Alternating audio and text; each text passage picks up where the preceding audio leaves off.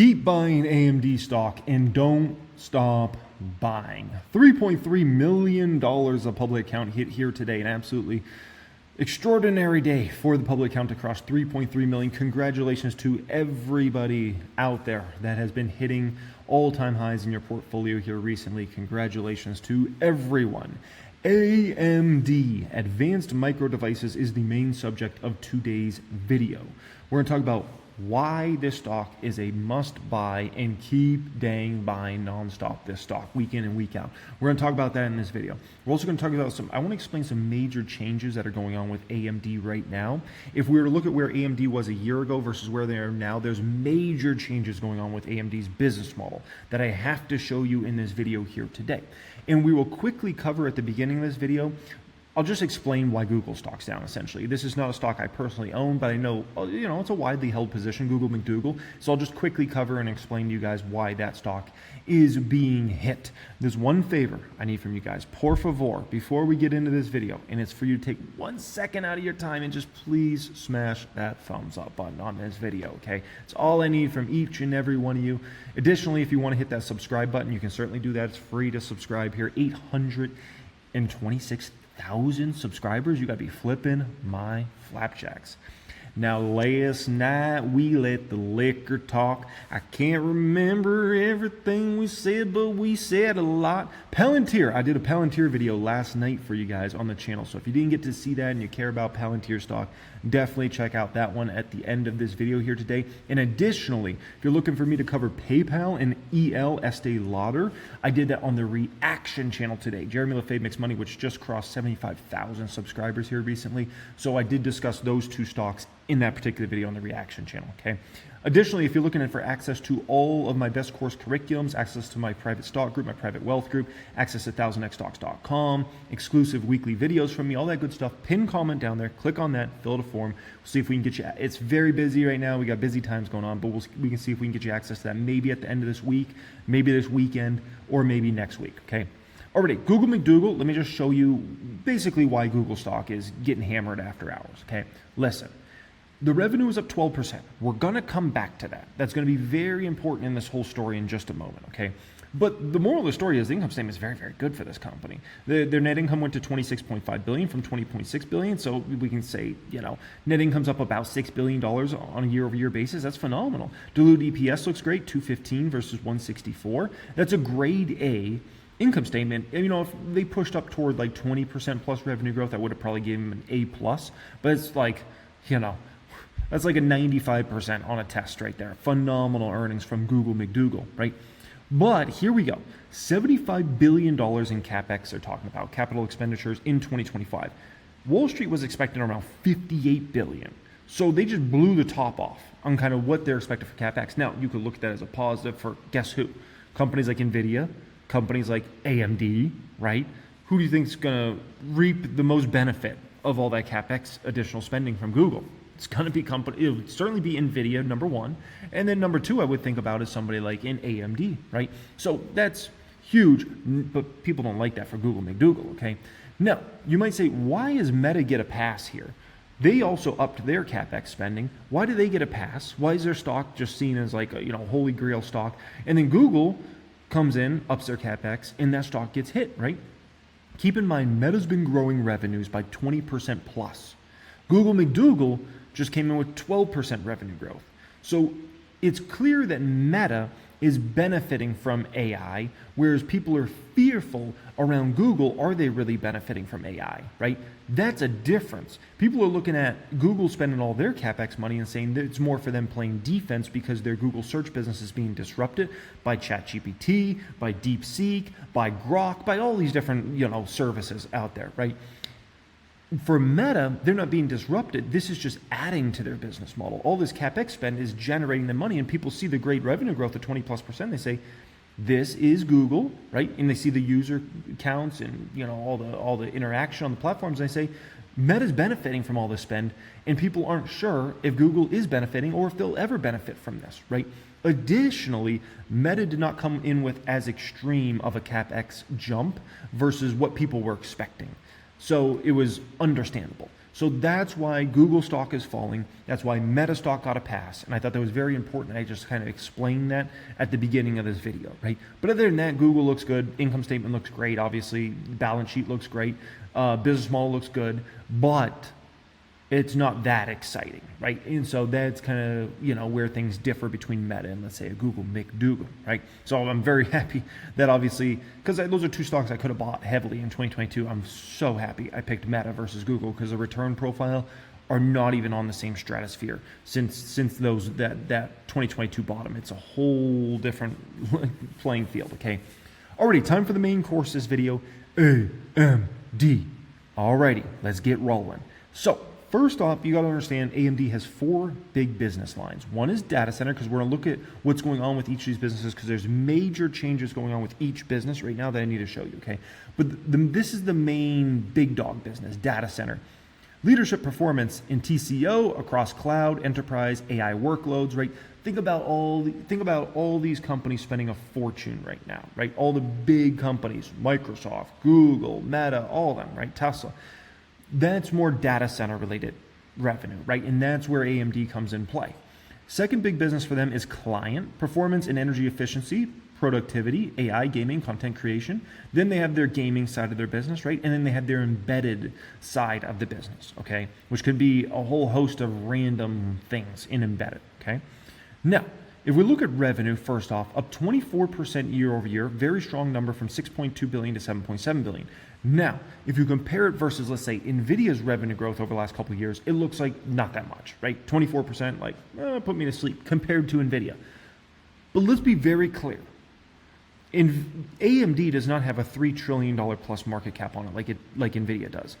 AMD's market capitalization is well under $200 billion, right? So we're not even talking about companies that are remotely valued in the same ballpark, right? AMD doesn't need to come in with the ridiculous 100% revenue growth, 70% revenue growth, 90% revenue growth. They don't need to do that. They need to put up great numbers. And let's be very crystal clear about this. 24% revenue growth, I could tell you like 99% of companies, if not more than 99% of companies in the stock market, would be happy to trade places with AMD because 24% revenue growth is phenomenal.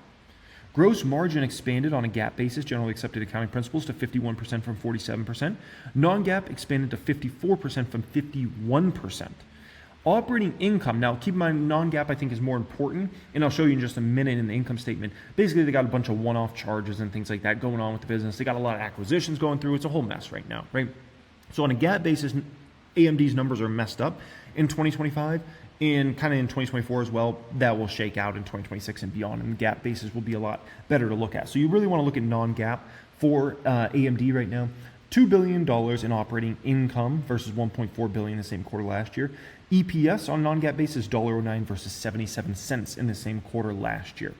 Now, this matters significantly to what's going on with AMD's business model right now. Because look at this. If you look at the total fiscal year 2024, revenue grew 14%. But what was the number I just showed you? They just grew in the most recent quarter 24%. So there's clearly a revenue acceleration story going on with AMD right now, where you're getting kind of like what happened with Palantir a couple of years ago, where Palantir bottomed out growth and then just started growing more and more and more and more, quarter after quarter after quarter. This is exactly what we're seeing with AMD now at this point in time, right? Where the most recent growth is far exceeding the previous growth.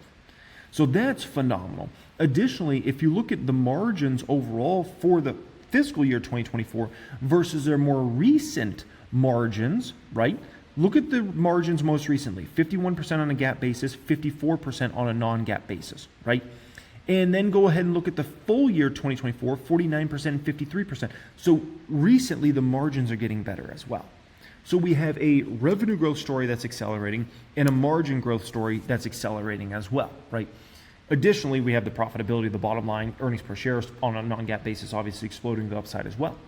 Now, if you look at the data center business, this is where the major growth is for the company. And this is honestly where a lot of the major growth will be for AMD, not just this year, but I'm talking for the next many years. Like I'm looking all the way out to 2030.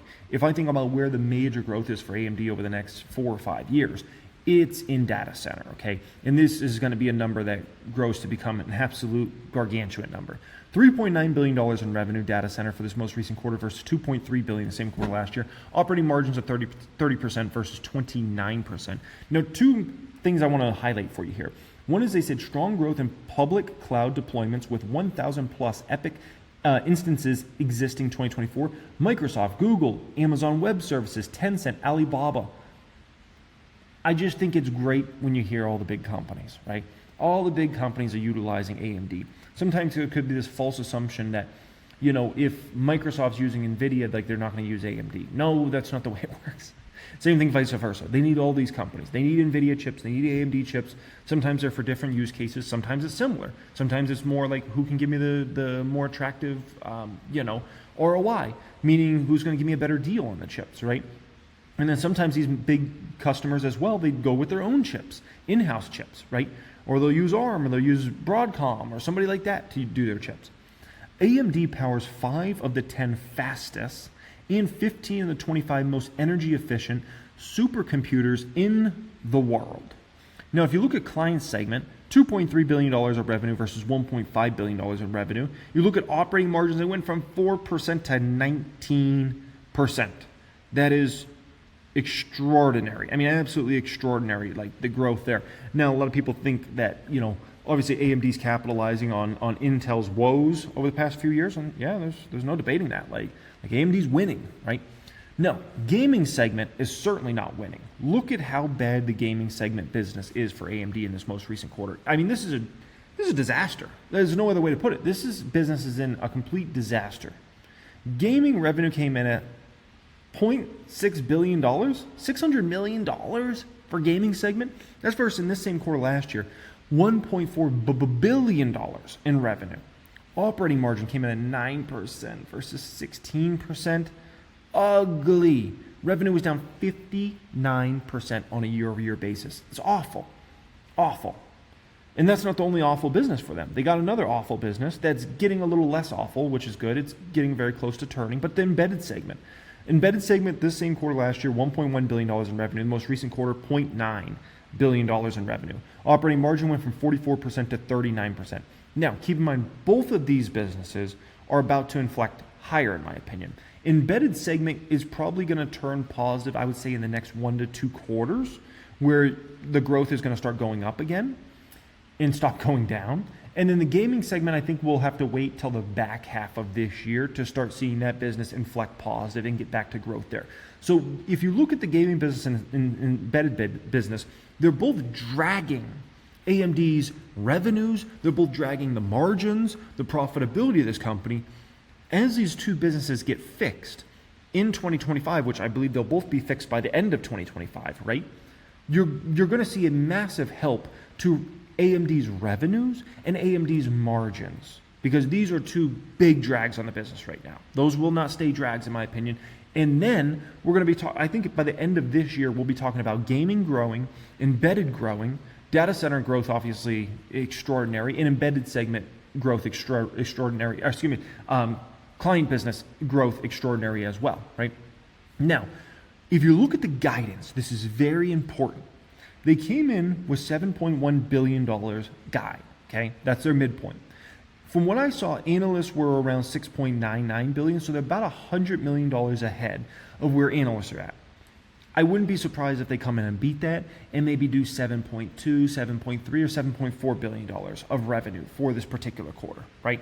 I think they're going to want to start the year off strong and come in with a nice beat right at the first, because keep in mind, we're at the beginning of the year right now, but this quarter you're seeing in front of you right now, this was last year's quarter. This was October, November, December, right? Now we're in February, right? So the next quarter we get in 3 months from now, January, February, March. I think they're going to want to start their fiscal year with a bang. And so I think there's a high probability they're going to come in and beat their expectations significantly and maybe do closer to a 7.3 or $7.4 billion, which they opened the door for that. Because they said, 7.1 is our midpoint, plus or minus 300 mil. So Lisa Su's not the type to want to miss numbers and play that whole game.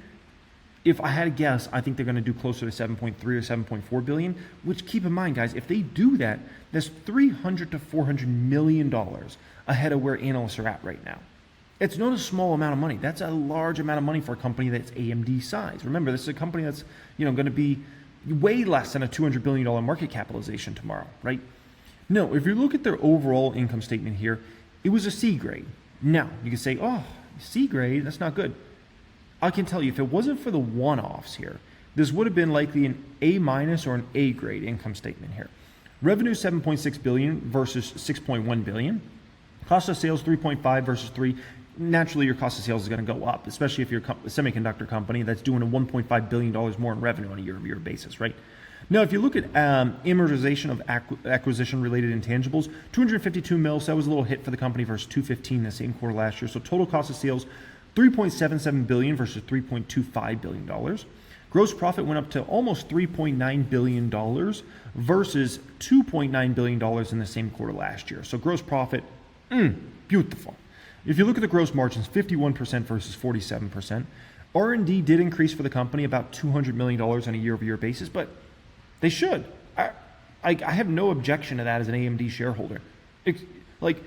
With how big of a long-term opportunity here and how big the TAM is on these markets, AMD should be increasing R&D, especially when you have the sort of revenue growth they do. Like $200 million when your revenue is up $1.5 billion on a year-over-year basis, that's fine.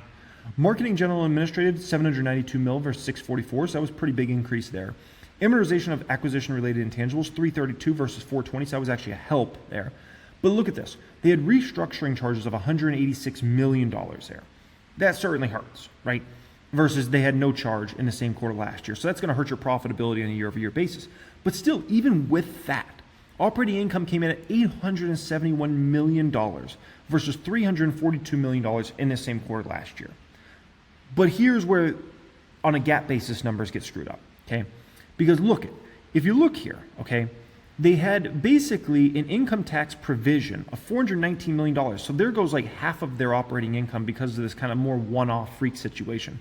Whereas in this same quarter last year, they had a $297 million benefit, okay? So this is weird one-off stuff that makes the bottom line look way worse than it is, but as long as you understand anything about accounting, you're like, okay, this is not going to keep renewing. Like their income tax, provision is not going to keep being half of their operating income. That's completely ridiculous, right? And obviously last year they had a huge $300 million basically benefit there. So the moral of the story is, if it wasn't for those freakish kind of one-offs there, this would have been an A- or an A grade income statement for AMD. So it says C, it's deceiving though. Deceiving. Now looking at the balance sheet of AMD, it's stronger than it's ever been. $57 billion in stockholder equity on this company now at this point in time. $3.7 billion in cash and cash equivalents. Short-term investments of $1.3 billion. Looks really, really good here. And keep in mind, they've been doing a lot of big acquisitions that are going through.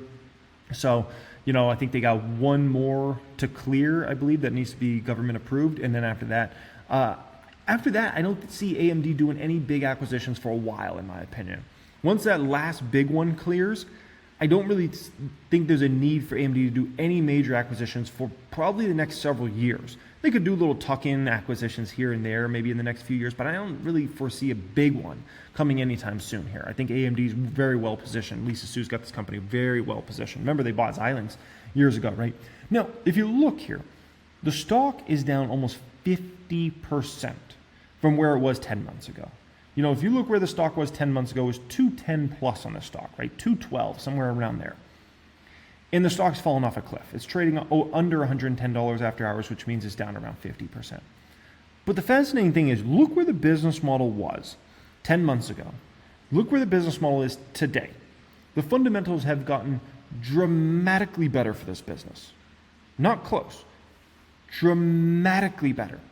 And we're talking about a stock that's basically been cut in half. This is what I love to see. You could ask any great investor this, right? I've been playing this game for 16 years now. But you could ask any experienced great investor. People that have been investing 30, 40, 50, 60, 70 years, right? Ask Warren Buffett. Ask Peter Lynch. What is the most perfect situation for you to be buying a stock? And they'll tell you it's a situation in which a company's fundamentals are getting better and better and better, and the stock price is doing worse and worse and worse. And that's exactly what we are seeing here with AMD. The fundamentals are up and to the right, and the stock price is down and to the left. You've got to buy this stock. I mean, this is perfect. Like, I can't ask for a better situation than this. Like, this is incredible, right? Now, with that being said, let's be very clear about these stocks in the very short term. When I say in the short term, I'm talking over the next few weeks and the next few months, okay? They're in the penalty box. And I'm not just talking about AMD, I'm talking about nvidia as well. nvidia stock has fallen 21% in the past month. Has nvidia come out with earnings in the past month? No. Had they reported some disappointing article, news? No. The only thing that's come out is DeepSeek, right? And them saying, oh yeah, we're only spending 6 hot dogs at Costco, and we're able to solve AI, and a bunch of baloney, okay?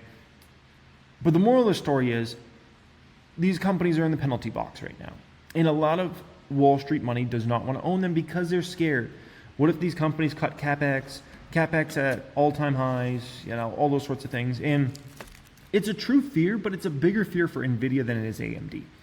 Because AMD's the much smaller player here, so they're the one that, and also they're the ones that priced very competitively. So if you're looking for value, you're going to go the AMD route.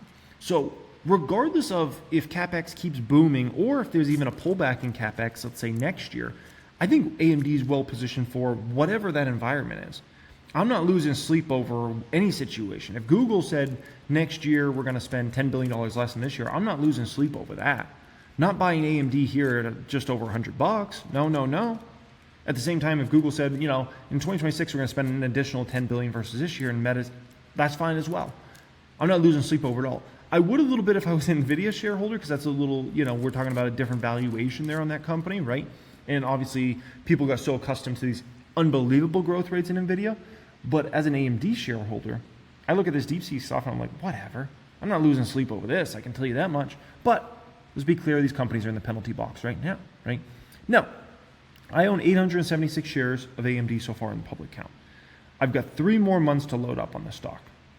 You understand, when AMD does start to make its upward move, it's gonna be pretty powerful and pretty darn quickly. Like how much are we talking AMD is gonna go up when it starts going up? I think when AMD starts its real upward move, I think it's gonna double up in a matter of a few months. Whenever that move starts, whether that's a month from now, 2 months from now, 3 months from now, maybe the stock bottoms tomorrow and it starts that move, right? But the moral of the story is, when AMD moves, it moves heavy. And that's to the upside and downside. Did I not just show you that AMD stock has now fallen based upon the after hours move? The stock has fallen around 50% in the past 10 months. That's the thing with AMD.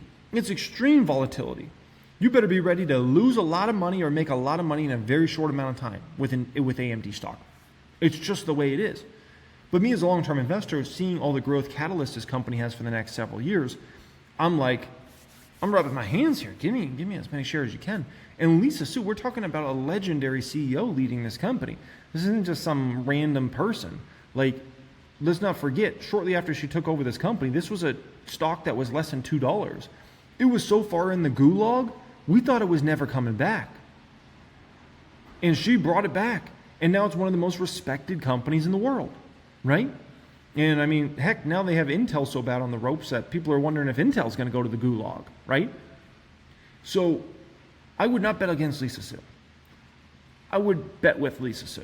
I like putting my money on Lisa Su because that woman has done a heck of a job, and she continues to do a heck of a job. The numbers are proof. The guidance is proof. It's not just talk about, oh, we're going to do this and we're going to have this big chip come out which is going to help us do that. No. It's right there for you. The guidance is ahead of Wall Street expectations. The numbers they just reported are ahead of Wall Street expectations. The business is trending phenomenal. And so I'm just sit back and I'm just thankful. I'm thankful. I was much more fearful that this one would spike on earnings. Much more fearful. Because if it spiked on earnings, then I might start laying back on my buying of AMD. I might chill a little bit, right? If this spiked to, 130, 140, 150, something like that. But now seeing the price action after hours, now I can lay in and buy up a lot of shares in the next 3 months, essentially. Because keep in mind, let's say the stock bottoms tomorrow. Let's say, it hits 103, 107, 110, whatever it is, right? And even then, I'm still going to be buying at 115, 120, 125, 130. I'll still be buying, right? So My opinion here is give me it as low as it can possibly go. I would look at the public count now at 876 shares, and I think I'm going to buy. I think I'm going to get to 1,000 shares plus in the public count easy now. I would say 1,000 shares will be in the bag when it comes to AMD. But now I'm looking at AMD with the numbers, with where the stock's trading at. I think honestly 2,000 shares is possible. It's going to be possible for me to potentially get to 2,000 shares in the public count, which I would love to before this one makes that move, right? And you say, well, what if next quarter the stock still doesn't move? I don't care. You're going to understand, like, we're not even to the part of the game that matters. Like, this is still like the pre-game for AMD. You're going to understand, like, with all the acquisitions they have going through and whatnot, the story really starts getting exciting next year, in 2026 and 2027 and 2028 and 2020. Like, this isn't just like 1 year of like, oh, these companies are going to spend. No. These companies have to spend every year. Because here's the thing you got to understand. All these companies are in an AI war that's going to last years and decades likely, okay? All these big companies, and it's companies that I have major investment in, like Meta, Amazon Web Services. Like, I wish it was so simple for Meta and Amazon that, because those are so much bigger positions for me than AMD, I wish it was so simple that they could just not spend money and the businesses are just going to be great and they got all this money, they could just throw it back to Jeremy and they say, hey, Jeremy, here's all the dividend money because, we got nothing to spend on. Like, that would be awesome. It's not realistic. They're going to have to spend year in and year out with NVIDIA, with AMD, with these companies, because guess what? They keep coming out with better chips. And let's say you're Google and you say, you know what? I'm not buying chips for the next 2 years. I'm going to keep the old chips. You can do that. Good luck. Because the performance is going to be far better on these chips 2 years from now versus they are today. So you don't spend, you fall behind. You fall behind, and your long-term moat around the business is in trouble. Your long-term moat around the business is in trouble. Your board of directors is going to do what? They're going to fire you because your stock's going to get hit heavily. That's what happens. So, moral of the story is, thank you for the share drop. I'll gladly take everybody's shares right off their hands. Thank you very much. Okay, Wall Streeters, sell me all your shares. I'll take them from here. Thank you, Wall Streeters. Give me your shares. I got them. I'll keep them safe. Okay.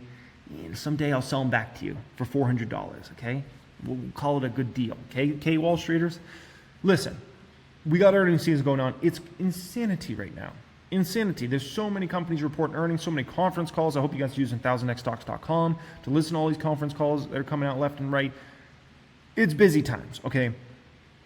Stay focused on the long term here. There's so much crap going on in the short term. Stay focused on the long term. So many earnings coming out. You could look at stock reactions, get all in a, listen. Stay focused on the long term. Where are the numbers headed? Is a trajectory growth or deceleration in your businesses? If it's growth, that's a pretty darn good thing. If the companies are guiding for even stronger numbers on a year-over-year basis, that's a pretty darn good thing. And if the valuation looks very compelling on a forward P basis, that's a very dang good thing.